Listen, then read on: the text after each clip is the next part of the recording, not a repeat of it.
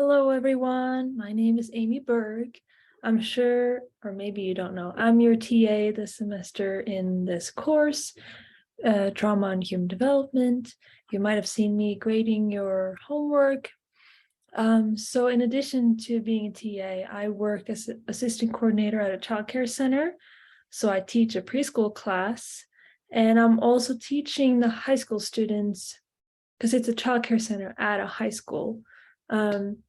So I'm teaching the high school students how to care for children in a class called Early Childhood Education 1 and 2. So it's a college course that they take through Weber State at the high school, and they have their practicum or internship or whatever you want to call it in the childcare center. I don't know if that sounds too complicated, but anyway, I work with kids. And I've worked with kids for 11 years now, and I'm very passionate about child development. I recently graduated from the U with a Bachelor of Science in Family, Community, and Human Development, and I also have a certificate in child development. And I've been reading a book called Traumaproofing Your Kids by Peter Lavine, which Peter Lavine is a very important person in trauma research. And yeah, today I'm going to teach you a bit about kids and trauma. So, what buffers children from trauma or for trauma? I had to include this picture. I thought it was funny, the kids in the backseat in bubble wrap. To prepare or to buffer children from trauma, we need to instill confidence, joy, and resilience in them. And how do we do that? By spending quality time with them. Whether you are a parent, an aunt, an uncle, maybe you're a childcare provider, a teacher, maybe you'll have kids of your own in the future. No matter what, you will probably find some of this information useful. And what's most important with kids is that they know people like spending time with me. For their self-esteem, they need to know, yeah, people like when they get to see me. And you can tell them this, but you can also show them this by laughing together, play together, sing songs, cuddle, say jokes, and smile, and look at them, give them attention. Quality time isn't you looking at your phone and them looking at an iPad. That's not quality time. And you just give them attention. It's like candy for kids. They love it when you give them attention. Just a heads up, if you work at a school as an elementary teacher or something like that, I think in Utah, they want you to give hugs like from the side, which might be a little awkward when you're not used to that. And you need to watch your back and be respectful. So you don't just give a hug, you ask, can I give you a hug? Would you like a hug? Because you got to be respectful of the kids, but you also got to watch your own back. Like, don't be alone in the room with the kid if you work in this education system. Just like be a little mindful of that. But otherwise, touch can be a lovely way to show affection when you're with a child in a proper way, like a pat on the head, a pat on the back. High fives are great, and fist bumps, like that's always a good one. Yeah, so just have fun with the child. And an important way of buffering children for trauma is the circle of security, as you see in the other picture. You help them through that. So imagine a child on the playground. At first, he's a little scared, but then he leaves mommy's side and he goes to play on the swings. He's having fun, exploring, and then he falls down, scrapes his knee. He's crying, "Mommy," and then he comes back, and you are his base. You are also his safe haven. So you're the safety, whether you're a teacher or what you are. So they go back and forth. It's a circle of exploration and feeling safe with you. And this is, by encouraging this, you prepare them for life and you help them build confidence. So you also need to prepare them for trauma. Trauma is a fact of life. Not everyone experiences like going through chemo trauma, but everyone will experience some form of trauma. And for a child, even a bee sting or a trip to the doctor can be traumatic for them, you know? So it's important to prepare them by talking about feelings and sensations. So here I have a glass of water. It is cold. And if I spill water that's wet and my sweater is soft, you talk about feelings and sensations. I feel sad because my goldfish died. I'm just making stuff up. I don't have a goldfish, but just talk about these things. And it's the easiest game in the world. Like, this candle, it's hot. Like, don't touch the flame, it's hot. And surface is smooth, because by doing this, it's a form of mindfulness for children. It helps them be aware and be present in a moment. And the book by Peter Lavine, Traumaproofing Your Kids, talks a lot about this. And yeah, you need to make the kids aware. You need to give them the vocabulary of how to talk about sensations and feelings. And you also model to them, like, I feel frustrated right now because I forgot to get gas in the car, and now I'm going to be late for work because I have to fill up gas on the way to work, and I was already late. Like, speak about these things. I feel sad because I miss my mom and she lives far away. Like, talk about it, okay? And when you model how you deal with your emotions, you're showing them how they can deal with theirs. So you see this picture, he's putting on his own oxygen mask before he helps the child. I'm sure you've heard that before. Put on your own oxygen mask first, and you need to deal with yourself before you can deal with the kids. So how do I calm down? When I feel stressed, when I feel angry, am I freaking out, or do I manage to calm myself down with deep breaths? One mindfulness exercise is 5 things you can see. Name 4 things you can touch, like a sweater. Name 3 things you can hear, like I can hear the neighbors right now. Name 2 things you can smell and 1 thing you can taste. Again, an easy game to play with a child as a form of mindfulness, but also good for you to learn to deal with your emotions. Take deep breaths. And if, let's say, your child falls off the swing, if you're freaking out, like, oh my goodness, you fell off, oh, you hurt, like, your child is not going to calm down if you are freaking out, because they mirror you. Okay? You're modeling freaking out, they are going to freak out. So deal with how to calm yourself down and talk about feelings and sensations as a way of preparing your children for trauma, which is a fact of life. Calm down. How do you calm down an upset child? Don't tell them, just walk it off, you're fine. Don't tell them, stop crying or I'll give you something to cry about. That's not how we do it, not in 2022. It's not very effective, and it's not good for their mental well-being in the moment or long term. So you help them to calm themselves down. Peter Lavine talks a lot about this in their book. So from being very upset to being calm, that's a process, both mentally and physically.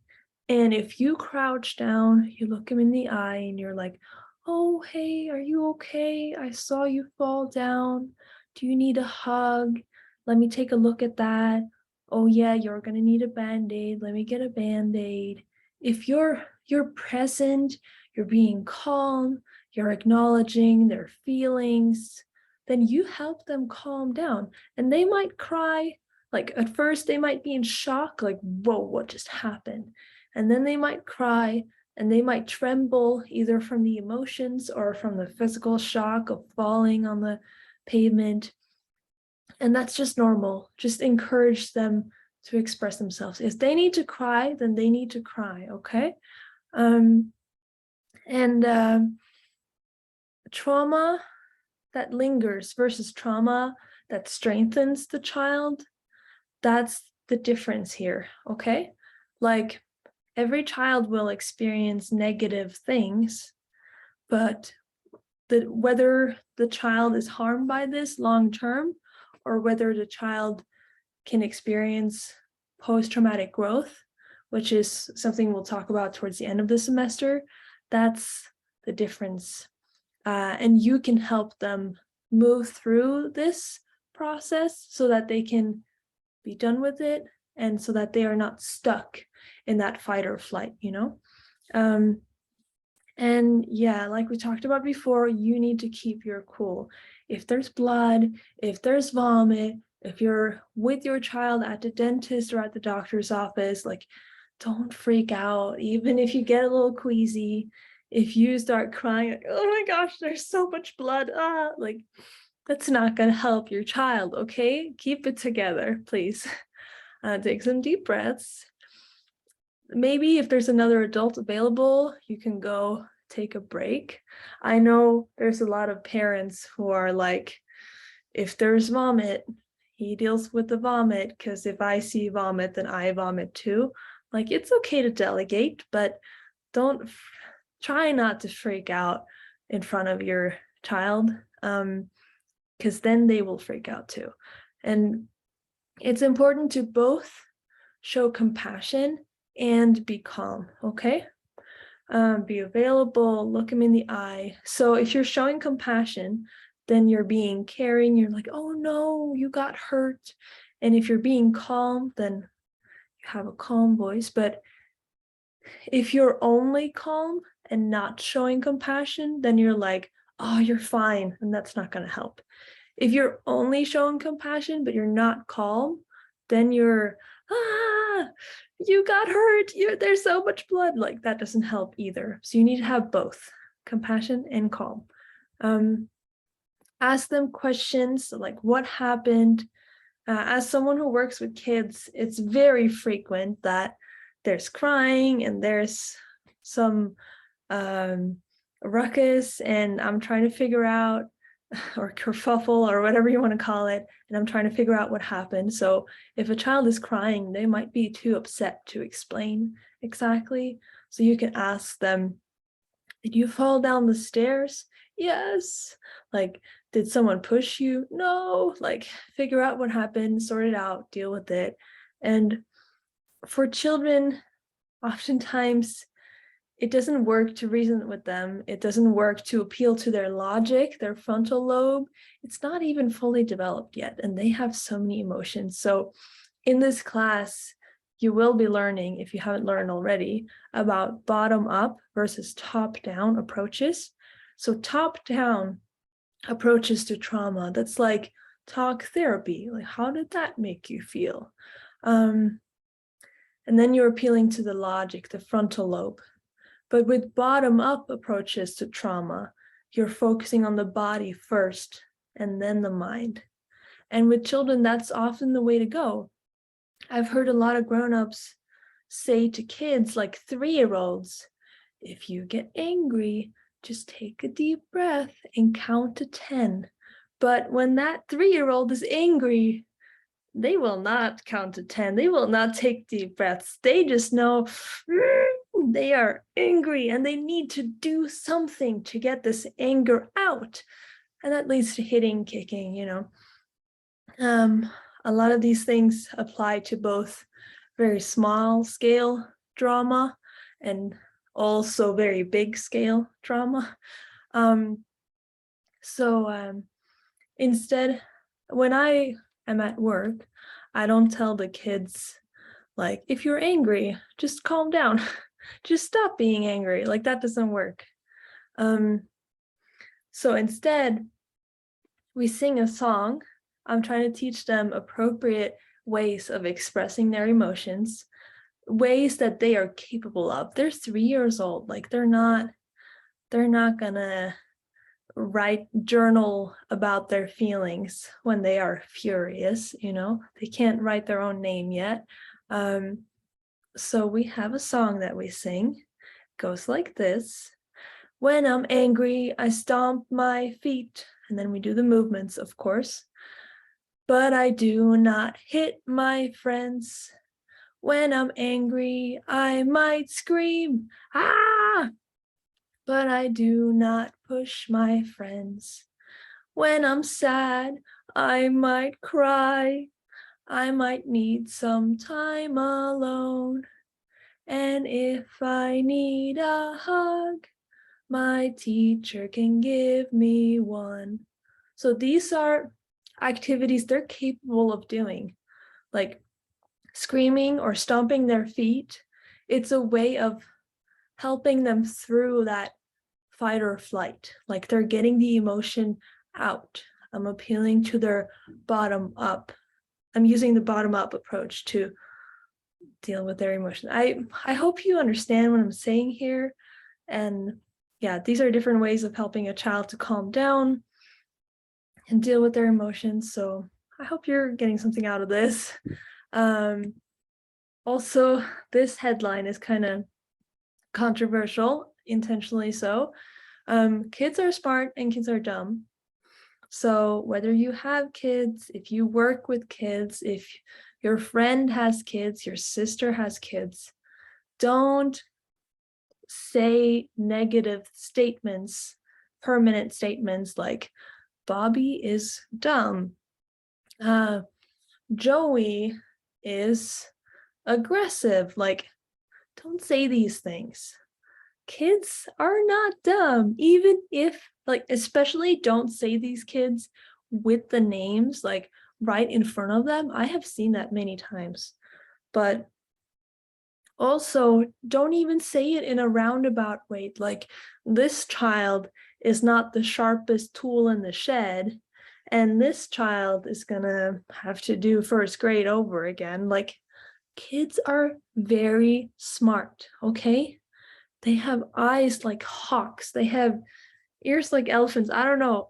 So just assume kids are very smart, and even those who are a little slow, like, they pick up on these things and it hurts and it stays with them. So watch your mouth.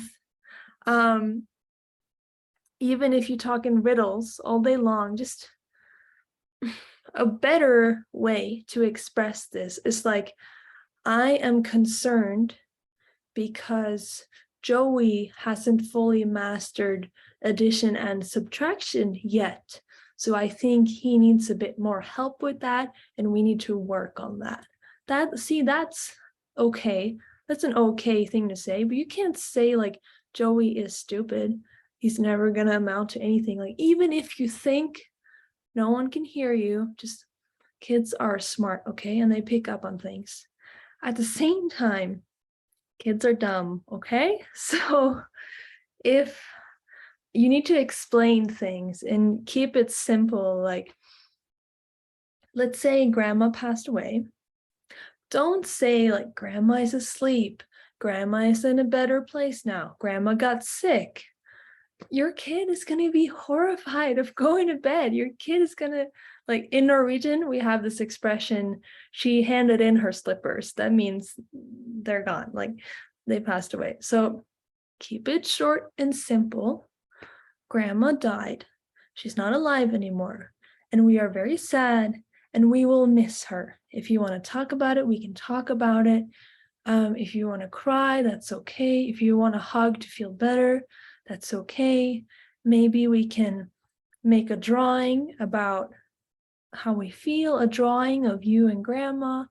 Maybe we can go to her house and see if there's like, from her box of toys that she has, maybe there's one of those that you want to keep to like remember her by.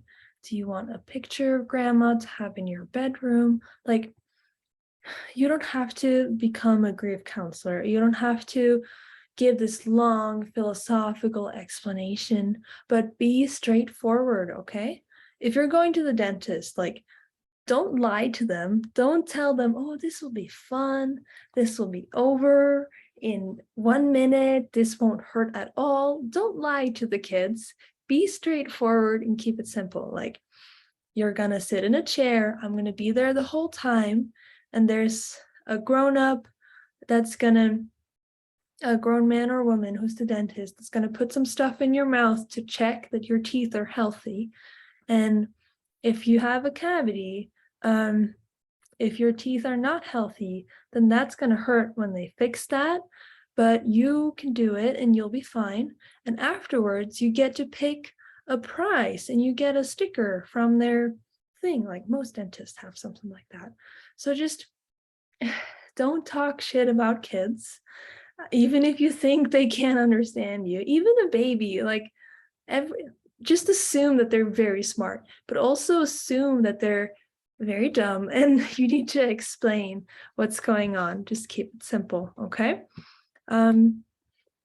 Therapy. Peter Lavine talks about this in the book, Traumaproofing Your Kids. Sometimes therapy is the way to go, especially like some children who experience traumatic things like a car crash. They might reenact the experience through pretend play again and again and again. Like, we're out driving and we're crashing. Oh no, we have to go to the hospital. Like, and this could be developmentally appropriate, but it could also be a red flag, a reason for concern. Big changes in appetite, big changes in sleep patterns, big changes in aggression, big increase in tantrums, a lot of reenactment of traumatic experiences. And if your child is just unconsolable, not even mom or dad can calm them down, you should consider reaching out for help. And there are resources available. There's not only $100 per hour therapy, there's other resources out there. And therapy doesn't have to be scary. And you don't, if your child experienced something bad and they need to go to therapy, it doesn't mean that they'll need sessions for the rest of their life. It doesn't mean that therapy will likely help. And it's very unlikely that it'll make it worse if you go to the right person who has experience working with children. You can also reach out to teachers, social workers, communicate with your child's teachers or childcare providers. There's free counseling on campus for students. I don't know if that applies for employees on campus. I can't remember, but there's online therapy and in person. And also just reach out to your people, your siblings or your friends, your parents. Like, no man is an island, and it takes a village to raise a child. That's two sayings for you, two expressions. So it's very true, though. You're not alone in raising this child, especially if you've been through something traumatic.